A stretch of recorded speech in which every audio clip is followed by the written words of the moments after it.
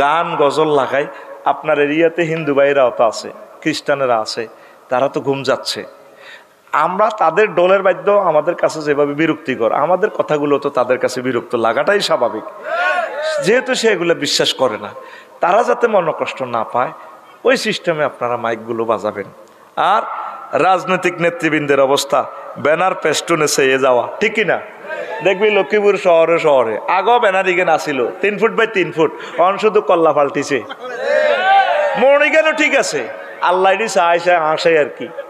মোড়ও তো জুমুর ঠিক আছে, তেমনই ঠিক আছে, শুধু মাথা পাল্টিছে। আহা, আমাদের ভাগ্য পাল্টিল না রে। প্রেমিক প্রেমিকার অবস্থা, ঈদগাহ দিব, মোবাইলে গিফট দিব, মোবাইল গিফট দিব, প্রসাধনী গিফট, মেহেদি গিফট দিব।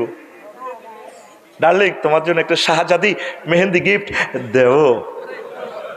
এগুলা তো অ্যাসিড, অনেকগুলো মেয়াদ উত্তীর্ণ কেমিক্যাল। আম্মাজিরা এটা ফরিয়েন না, বাড়িতে 20 টাকা দিয়ে একটা মেহেন্দি গাছ লাগান।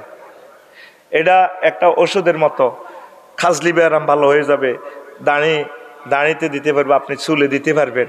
মেহেন্দিটা আপনারা এখানে এই হাতে লাগাইতে পারবেন। প্রিয় বোনেরা, লক্ষ্মীপুর থেকে আপনারা 20 টাকা দিয়ে মেহেন্দি পাতার একটা গাছ কেনেন।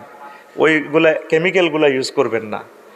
যদি কোনো ওষুধ কোম্পানি সেটা অ্যাপ্রুভাল করে সেটা ঠিক, এগুলো অনেক আপনার চর্মরোগ হয়ে যাবে। তো প্রেমিকে আপনাকে দিবে, প্রেমিকের এই বাপ। মসজিদের অবস্থা, পয়লা রমজানে মসজিদ ভরপুর, রোজা কমে মুসল্লি কমে, রোজা কমে মুসল্লি কমে। এরপরে সবে কদরের টোকাইতে আইয়া আসসালামু আলাইকুম, সবে কত নিরা সত্যিওয়ালা আল্লাহ গো, তাহলে ইডি করস তোর আগের এতদিন কোনে আসিলি।